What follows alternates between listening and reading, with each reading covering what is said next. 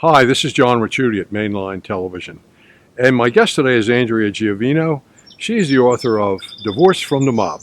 Andrea, can you tell me a little bit about your life and your family? I grew up in Brooklyn, predominantly Italian area, Bensonhurst, and I'm one of 10 children and a very poor background. And many of the people in the area, because it was so much poverty there, were criminals. My family, none of us had education, so everyone had to go out in the streets and strive in crime, more or less, to make a living. My mom was a very strong Italian woman. She was one of 16 children, also poverty. And my mom, to make extra money, would run card games in the basement of our home. So 5, 6, 7 years old, I was very comfortable with those types of men. That's all. Basically, that's what I knew. It was my comfort zone. Growing up with these types of men, um, basically, I knew a lot of them my whole life. My first husband, I was a teenage mom. So at I was pregnant at 17, had the baby at 18, and my dad said you had to get married. He was 25. So that lasted a year. It was horrible. My second marriage was to a very successful businessman, nothing to do with organized crime. I wanted to have a normal life, but I kind of really didn't know what normal was. I had no idea what normal is. So he was extremely abusive, physically abusive. And after 3 years, I had a child with him and then divorced him. The third husband was Irish, street guy, John Fogarty. I had 2 children with him. And I was living in Queens at the time. He was in Staten Island. And he was running cocaine back and forth from Miami to New York. And then again, for me, I thought that was normal because that's how I saw my whole life people making a living. John was a full blown addict. I didn't really know too much about addiction back then. And I became entrenched or enmeshed in the insanity of the lifestyle of trying to chase him to get clean or to try to get a better life. And the whole thing just took us down a really ugly road. Tell me what your connection was to the drug world. I was the bank. I think that with that, I'm not going to blame him. I knew about that before he got involved with me. I was more or less knowing how to make money. So I put money up for, I lent money to drug dealers, and in turn, they built that with drugs. So I was more or less conspiring on the back end as a banker and making money off of it. I think it was a business at the time that brings you back a lot of return. So I saw an opportunity. People came to me and said, we need money to get this off the ground. And I said, okay, take this much from it and roll it over and get it out on the streets and do it. The feds, when they came in and arrested me, was more or less, they didn't really want me, they wanted them. Because in the case when you have kilos and kilos of cocaine and major amounts, 100 pounds of marijuana, bodies were turning up, people were getting killed. So, how did you get to this leafy suburban town in Pennsylvania? So someone got arrested in Pennsylvania by DEA, and then they, that person cooperated, and then everybody got dragged into the case. I was arrested for giving instructions on wiretap. I was arrested for saying the money that was lent out, but they prepped this guy to hold back, don't pay the money, don't give the drugs, because they had a tactic knowing they're going to come for you, and they're going to the phones are tapped, and that's exactly what happened. I gave instructions to my brother, said the guy wasn't paying the money, and it was at the time $20,000. And I said, I don't care what you do, go up there. I don't care if you have to break his head, go in his house, do whatever you got to do, but get my money. I was arrested for that. After that, when I was arrested, my husband was already doing time in Tennessee for 100 pounds of marijuana that he had gotten caught with. And my brother was a 3-time felon. So they knew that if they arrested me, what better than John Fogarty and John Silvestri to cooperate? And that's exactly what happened. They cooperated, and I was released from the case. I wasn't charged. I had no felony, no nothing. I was just released. And with that release, I was relocated to Pennsylvania, but not witness protection. Witness protection is a whole different ID, name, social, children's names are changed. My relocation was DEA and FBI funded the money for 18 months to relocate me and set me up for getting out of New York because there was a threat on my life that was a real threat. It was very, very difficult for me. It was so foreign for me coming from New York, from Brooklyn, being around all Italians, and then being stuck in an area where there are no Italians, not knowing anybody. I think the hardest thing for me is when I went to the supermarket and I looked around and I was like, why are there all men in the supermarket? I thought, were they all gay? Because men where I come from don't do that. The woman does everything. Like, what are they doing here? And I remember the feds would always come and check up on me every week to make sure everything was okay. They did that for 6 months. And I asked them, I said, why did you put me in a gay area? And they said, why would you say that? I said, because in the supermarket, all the men are grocery shopping. And he goes, because that's what normal America is. The husbands participate. They help. And even with open school week, I remember all the fathers were going. Where I come from, they don't do that. The wife does it all. The wife holds the fort together. The wife goes out shopping. The wife has all the pressure on her. The husband's out in the street, but the wife is holding it all together. And people really don't know that. They think like when they watch the films or they see Sopranos that it's a very glamorous life. It's not glamorous by no means. It's a horrible life. It's a horrible life. No. Blend in?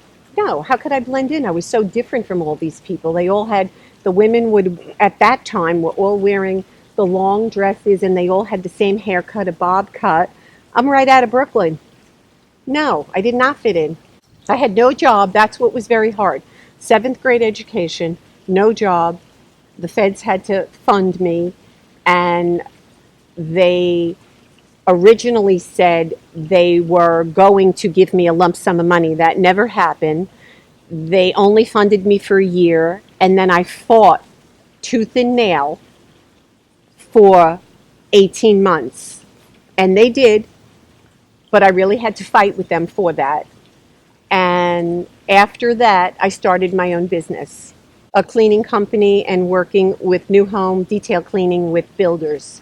I did also, I would do for wealthy families that were more like a caregiver or do their parties and make food because I'm an excellent cook and baker. So basically I did that too. I did everything that I grew up learning as far as I utilized that on how to make money, where catering to usually we would talk to cater to the man, but catering to other families, cooking, cleaning, and that's how I supported my children for many years. My street smarts has got me as far as I've gotten today, which I then decided to write a book.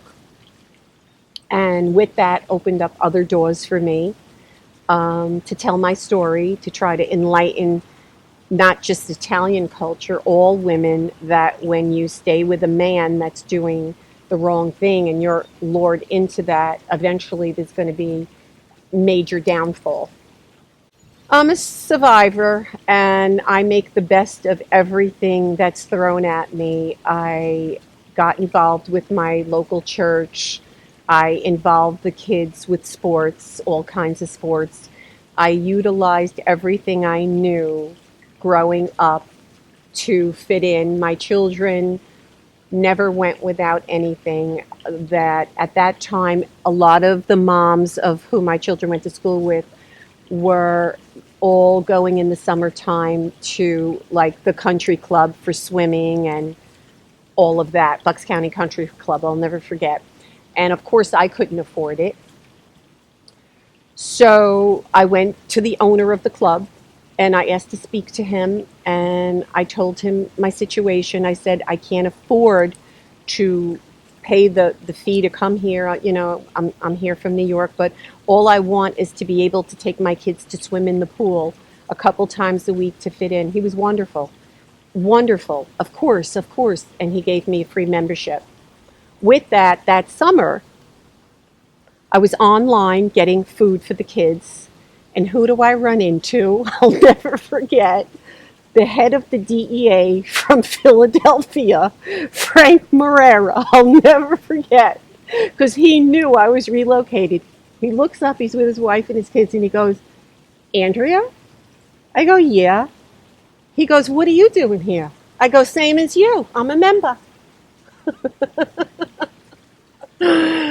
Now, I haven't dated really in years. I'm divorced 5 years, and I have not dated at all because I don't trust. I recently, just recently, over the past couple months, started dating, and it's difficult for me because it has to be someone that is not intimidated by me or my background, and it's a turnoff to me when men will like act scared of my background or bring up my background because we're talking almost 30 years ago. That's not the person I am today. So I date minimal. I mean, this is like the first person I'm dating in years. Change is something that is extremely hard to do. It's a lot of work, it's a lot of soul searching, it's a lot of digging deep down to be a better person, to want to be a better person, to be able to be humble, to be able to understand, to be honest. And I had to work years, not just with my priest, in therapy, and to understand why I was choosing the path I chose and where I'm at now. It's a lot of work, and a lot of men, it's hard for them to even go into therapy. It's very hard for them to change. They come out, and sometimes I believe, from what I've witnessed and what I've seen, when they go to prison, they just come out smarter. They're around criminals all day long. You know, coming from the area that I came from, it's either kill or be killed, or you'll get raked over. You know, it's called survival. So when you're in that and you're running with those people, you're either, you know, it's either fight or flight. And if you're not a fighter, you're going to get raked over the coals or you're going to wind up on a slab.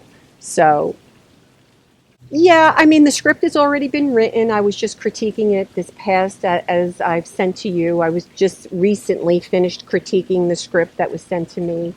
And it will be a film. I'm just not quite sure right now if I want to do a series for Netflix or do one film. And I'll be out in California in September and we'll make that decision. But I think that from what I've learned by working with people in Hollywood is that it's a strong woman's role. Women in Hollywood would fight for the role. I am who I am. You know, I've had and still have a lot of respect in the streets from very high profile organized crime people because they knew that I was raised that way. I knew the ropes. I knew how to make money. I knew how to keep my mouth shut. When you see something, you don't say it.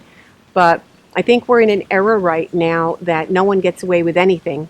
So, if five guys get arrested, I guarantee four of them are going to jump and cooperate. That's just the way it goes. Everybody makes a deal for themselves.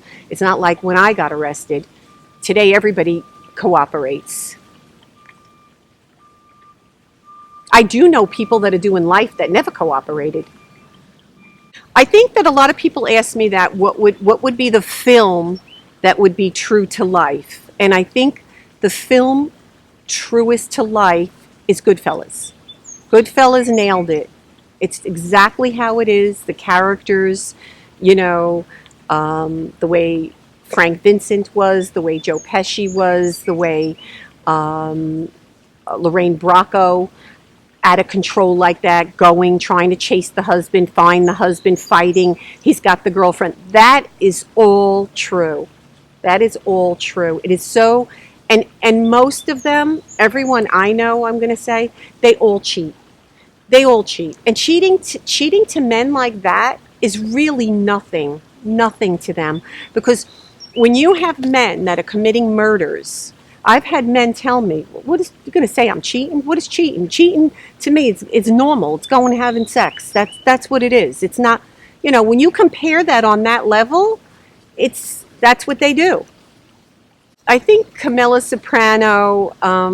I've actually been compared to her in lots of magazines and shows and all that. I think Camilla Soprano was very strong individual. I think that at the end, she really is trying to develop herself.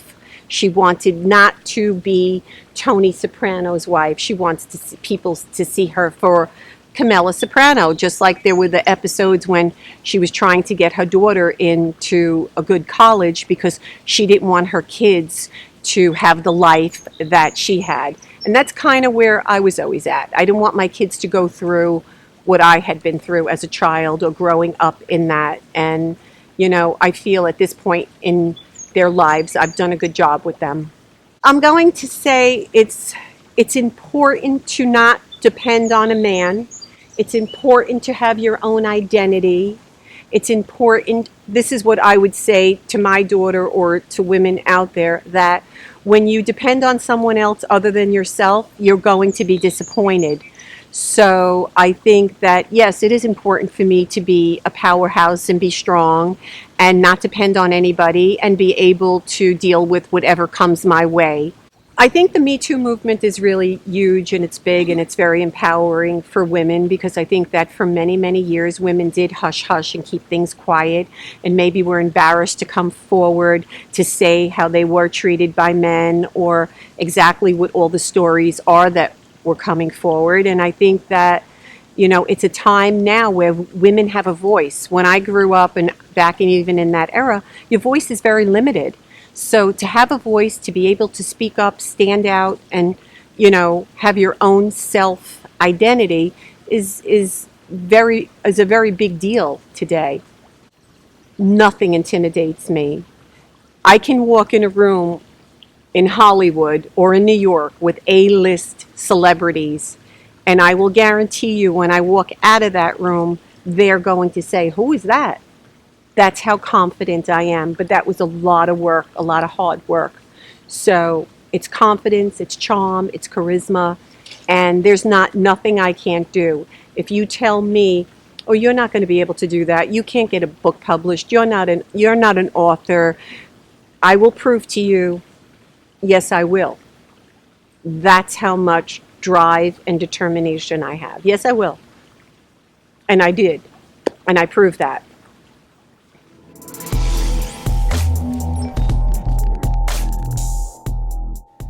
Look, Andrea is the quintessential example of what the human spirit can accomplish.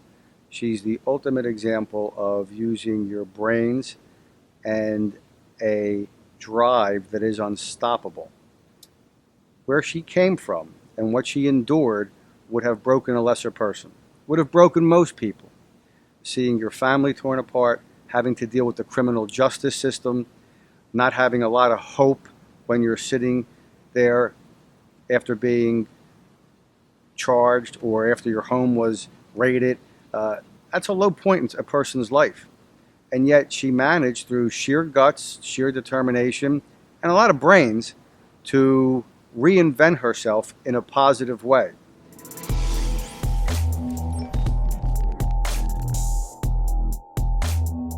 Well, sadly, they're no longer new cases. This epidemic is long in duration. It's getting more intense. So you're seeing crimes all derived from this opioid addiction. It's making the crack epidemic of the late 1980s seem almost insignificant. The amount of fentanyl, the amount of heroin that's coming into this country, that's ultimately hitting the streets, is out of control. So you have people using drugs, committing crimes. You have people selling the drugs. Obviously, that's committing a crime. And then you have those who are desperate for that next high. So a person who, before they were an addict, was otherwise law-abiding, now they're breaking into someone's house, or they're going to grab that purse off that old lady's arm. They're going to do whatever the hell they have to do to get that next high. So this addiction really is driving the crime wave we're seeing right now. An addict will do anything, steal from his parents, steal from his spouse. They'll do anything for that next high. So if I want to get high, I'm going to go buy and I'm going to use, and I don't care if the cops are on the corner. I don't care who's on the corner. I need what I need to do to sustain my high, or I need what I need to do to get rid of that horrible feeling of drug sickness. I see everything. From the person who's charged with simply possessing the opioid, simply possessing the paraphernalia, one needs to use it, to the person who's selling just a little bit of the product to maintain their own high, to the person who's run or managing a corner for an organization, putting their own personal imprint or stamp on the packet that's being sold, to the people who are bringing it in from overseas or through the border. It runs the whole gambit.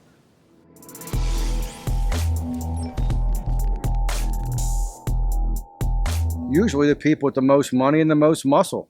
The product's almost irrelevant. When it comes to an organization, those that have the money and those that have the muscle, they call the shots. We're in the suburbs now. Look around. See how pretty everything is? Guess what? I guarantee you within 1 mile from here, you're going to have a lot of people, a lot of families that have suffered from addiction, that have lost loved ones from addiction, that are involved perhaps in using or even selling a controlled substance like heroin. Go right into the inner city.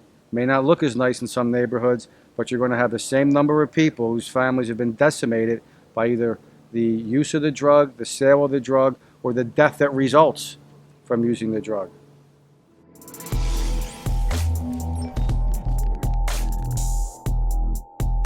From a policy standpoint, you don't want people dying, stating the obvious. From a policy standpoint, you want a fellow citizen to call 911 when someone else is in distress.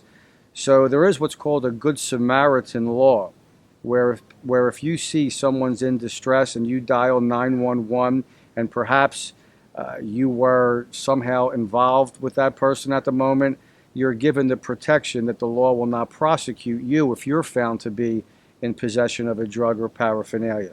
However, if it comes out, if it can be proven, or you admit that you're the person who delivered that drug to that person who's in distress, you're going to get charged with the felony offense of a drug delivery resulting in death.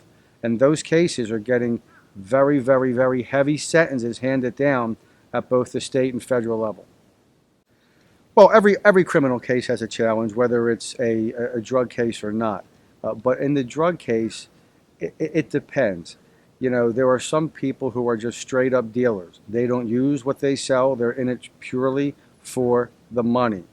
So that's one set of challenges. There's a lot of constitutional questions involved in those cases. Search and seizure issues, whether or not electronic surveillance was properly obtained, whether or not a lot of people have cooperated with the government against the person who runs the organization. On the lower end of the spectrum, those who just possess, those who are addicted to the drug, the first thing you want to do, both from an ethical standpoint, a moral standpoint, and a legal standpoint, is that person needs treatment and they need it immediately. You want them to be clean. You want them to be sober. You want them to have a future. Also, when you go in front of a judge, the judge wants to look at you and he or she's going to eyeball you up and say, all right, do I give this guy a break?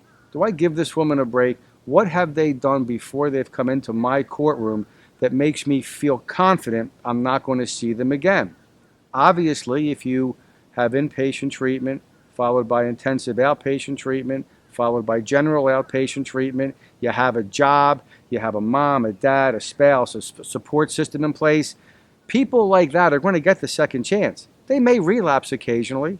The literature is inundated with those who relapse but still go on to have a successful life. But a judge wants to see you invested in yourself. And if you do that, you have a future. Treatment's a huge component. It's a huge component. If someone's incarcerated, look, when you go to prison, a lot of times all you do is get an MBA in crime. You sit in that cell, you read the daily news, or you just waste your time away waiting to go out to the yard or to have your next bad meal. If there could be more intensive treatment inside of a prison, coupled with a ray of hope, coupled with a re-entry program that incentivizes people who are addicts. You complete this program, we have a job waiting for you with continued treatment. That would help people a lot. Just educating the average American. You know, your son's acting a little differently. Why? Your daughter's suddenly sleeping late, missing work, falling asleep at the kitchen table. You know, don't accept the answer, I'm okay, Mom, I'm okay, Dad. Be aggressive and look into what her situation is. It may not be an addiction, but then again, it may be. Maybe that's just when the experimentation starts, and you got to stop it sooner than later. Personally, I don't think these open-air clean needle sites do a damn bit of good. I think it's a bunch of progressive nonsense that is going to only prove in time to make the situation worse. There's not a lot, but many people really require dual diagnosis facilities, because I think the literature, the scientific literature, really bears this out. Sadly, those who are addicted for years, those who have year after year after year of abusing a drug, that changes the chemistry in your brain. That changes how you view your world, how you react to it. That mental illness needs to be treated as well. I can tell you this, between mental illness and addiction, from a percentage standpoint, addiction is driving the crime stats at least 10 to 1 over anybody who's suffering from some kind of an emotional concern. Well, look, there are a lot of people who are security experts. There's the Border Patrol. But you have to just be as diligent as you can be with anything entering this country. I mean, we have borders that need to be established. We have ports of entry. But it's a day in and day out fight. You know, a cargo ship comes in with 100 containers on it. To find that one half of one container that has the kilos of heroin or cocaine, it's not easy. You know, you have fentanyl being airmailed over from China. It's not easy. I mean, a lot of men and a lot of women are working their backsides off to stop this, but maybe it's not going to be so easy to stop the supply until you can stop the demand. Once nobody wants it, it ain't coming no more. It's both, you know, at the street corner level, at the people who are running for the higher ups. It's just the addict. It's the average unemployed, addicted citizen. However, don't be naive. In some other countries, this is a major part of their gross national product. This is a commodity for them, like wheat is a commodity for the American farmer. So some countries rely on this and turn a blind eye to the exporting of the product into the United States.